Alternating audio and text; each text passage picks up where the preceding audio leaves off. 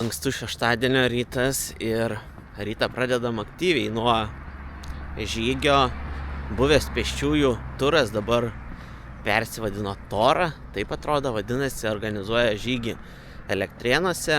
3 atstumų pasirinkimai 6, 18 arba 22. Ir mes bandysim tą ilgiausią 22 km atstumą įveikti. Turėtų būti papildomų iššūkių, kaip lobio surinkimas kažkokio žodžio, kažkokių nuotraukų pasidarimas. Dabar einam tiesiog prisiregistruoti su bilietais, gauti apyrankės ir tada jau žinosim tolimesnius nurodymus. Registracija įvykdyta, raudonas apyrankės gautas, kas simbolizuoja 22 km. Dar papildomai dovanų vitaminų, vazelinas, nuolaidos kodų kitiem žygiam. Mūsų startas ir pradedam. Svarbiausia yra nepasimesti pagal rodyklės visas.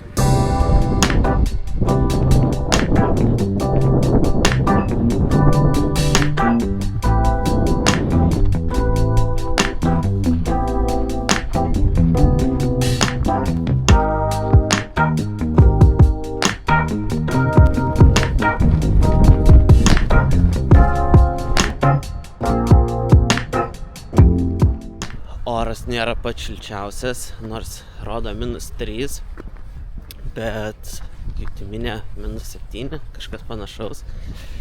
O kadangi dar rytas tik 9, tai toks šaltukas visai jaučiasi, pirštiniam pasirūpinta, kad ir kaip retai aš jas nešioju, bet nieko, reikia intensyvų žingsnį bandyti palaikyti ir tada judant nebus šalta.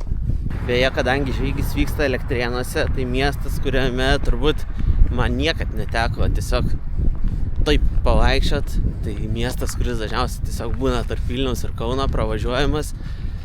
Tai puikiai proga bus susipažinti ir su pačiais Elektrėnais. Nežinau, kiek čia pro juos pačius eisim, o kiek miškais. Bet vienas iš pirmųjų statinių, man atrodo, tai bus. Nuo starto nuėjus apie porą kilometrų turėtų būti Elektrėnų elektrinė. Šiaip įdomu, kaip ten dabar kas atrodo ir kiek tame maršrute mes ten ko pamatysim. O čia jau ir pirmas patikros punktas, kur man atrodo kažką turėtų dalinti. Man atrodo rašė sveikas užkandis ar kažkas panašaus. Pažiūrėsim, ką pusryčiam gausim.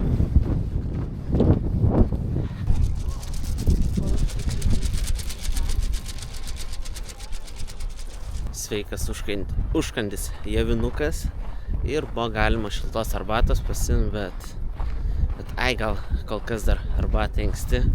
Manau, kad jos tikrai bus ir vėliau, tai tiesiog žygiuojam toliau ir žiūrim, ar čia aplink tą elektrinę apeisim, o gal kažkur teritoriją leis eiti, nors turbūt šansų mažai. Šiaip dar istorija tokia, kad kadangi elektrinė, radiacija, visa kita, aprašyme tai buvo, kad imituosim radiaciją, balta ir geltona aprangos kodo spalva. Tai aš jau kažkaip norėdamas prisiderinti prie viso to sąžiningai, tai netgi turim tas tokius, nežinau, baltus kostiumus, skafandrus, kaip pavadinti, bet atsivežėm, sakėm, jeigu bus daugiau žmonių, tai tada užsidėsim ir eisim su tais kostiumais, bet nei vieno žmogaus einančio būtent su tokiais nepamatėm. Tai paliko mašiną ir šiek tiek ne pagal temą, nei balto, nei geltono neturiu, bet kaip ir dauguma žmonių nemačiau, kad turėtų.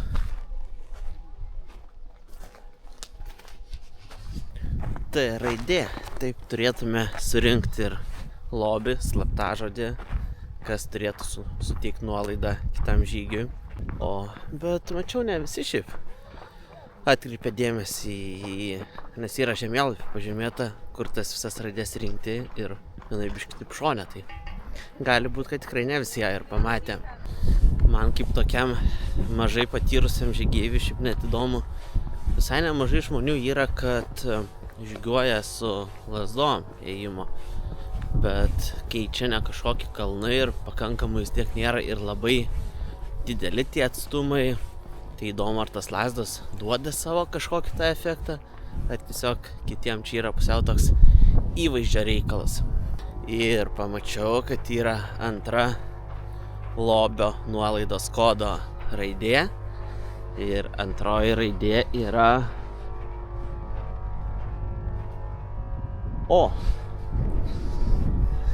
Taigi turim 2 raidės, bandom surinkti visą žodį.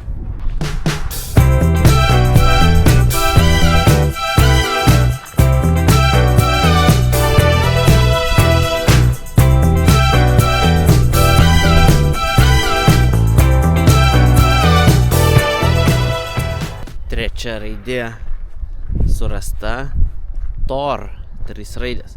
Spėčiau, kad galėtų būti Tora, kaip naujas žygio organizatorių pavadinimas, bet lygtais turėtų būti 10 raidžių, nesigauna. Jau įdomu, koks šitas žodis susidės. Apėjom apie Elektrėnų elektrinę.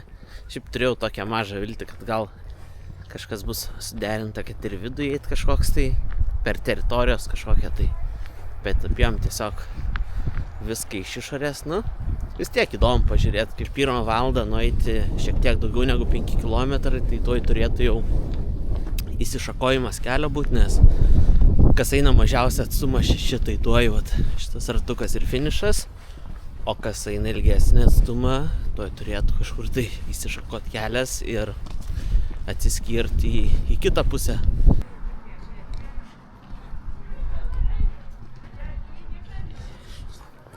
Tora. Tai 4 simboliai lobio ir kol kas žodis Tora.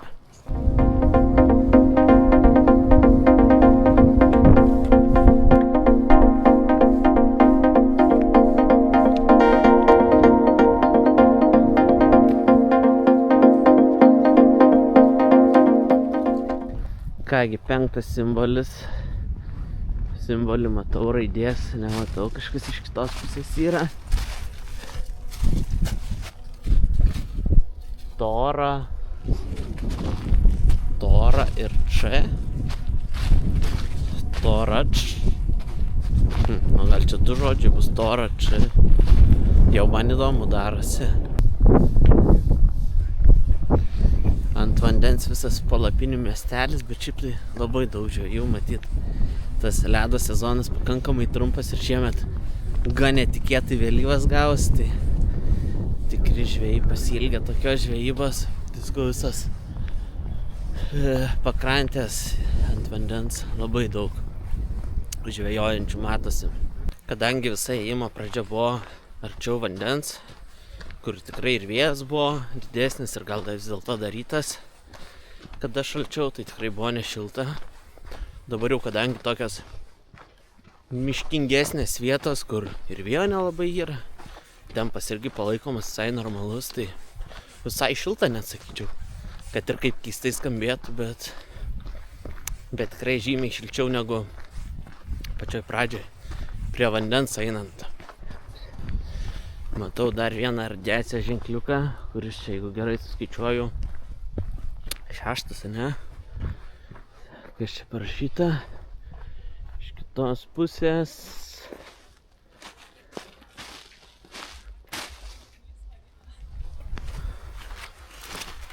Į raidė. Tai gaunasi Torači. Taip atrodo. Nes buvo Tari. Arba čia bus jau kitas žodis ir Tora Či. Gerai.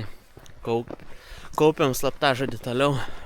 Beje, jau nueita šiek tiek virš 10 km, 11 netoli. Tai pusė atstumo iš tų 22. Šiaip labai įdomu. O, jau kažkas kaip tik matau priekį ir vyksta. Gal pietų laikas ateis. Pažiūrėsim, kokią košę pietum gausim. O gal dar šiaip ten kažkas, nežinau, bet matau, kad žmonės būriuojasi. Bet pietus kažkur irgi jau turėtų būti. Ir pietų laikas atėjo. Gavom sriubytę. Paragausim, bet jaučiu, kad jau tikrai karšta. Daržovių sriuba. Su vištiena atrodo. Liuks. Paprasta, bet skani. Taip moderniai vyksta plojimas, ne biškis sniego. Tada dar sniego. Tiesą sakant, bliūdų dar niekada neploviau, bet pagal orą ir aplinkybės tenka prisitaikyti. Nu va, sriubytė suvalgyta, aišku, neapsieita be plieno ant striukės. Nežinau, čia sriuba ar čia sniegas. Iš kur tie plienai atsirado, tai aš nežinau. Bet sriuba tikrai buvo skani, net ir man nesančiam labai sriubų mėgėjų, gerbėjų ir panašiai. O dabar jau prie tų pavalgymo punktų kaip tik buvo ir atsiskirimas, kad tie, kurie eina 18 km eina į vieną pusę, o tie, kurie eina jau didžiausia 22 km atstumą, eina tiesiai. Tai tiesą sakant, nežinau, kas čia dabar, kokie punktai mūsų laukia, bet einam ir pamatysim. Ir beje, jau 6. lobio ženklas irgi matau kabo ant medžio. Ką mes ten turėjom? Tora čia. O kas čia bus?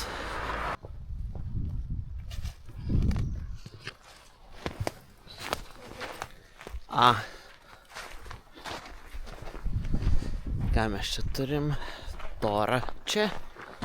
Tai bus čia žodžiai. Tora čia ir dabar galim bandyti spėliot paskutinį žodį. Tora čia yra, tora čia bus. Nežinau. Nu, paeisim pažiūrėsim. Kažkur tai man atrodo visai netoli jau yra 7. ženklas raidė.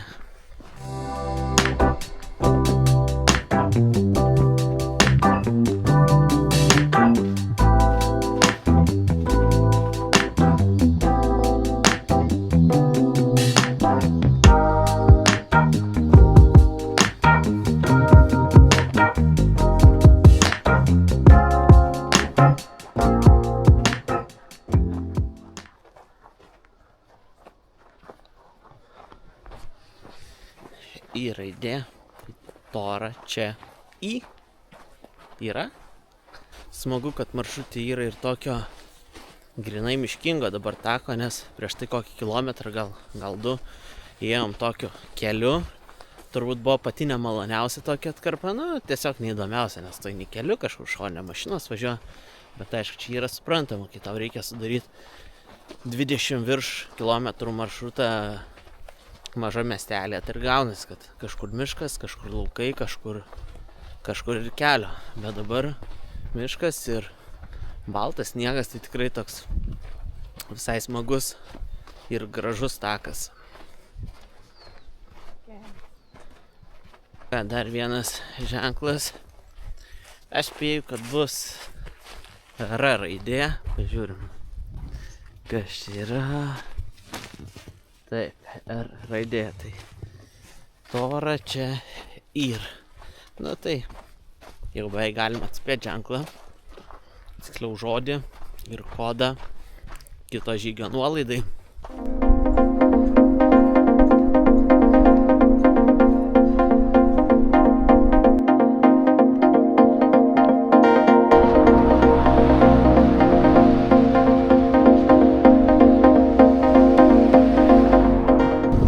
Praėjus 17 km panašu turim paskutinį slaptažodžio, paskutinę raidę ir turbūt nieko nebestebina, kad tai yra A raidė.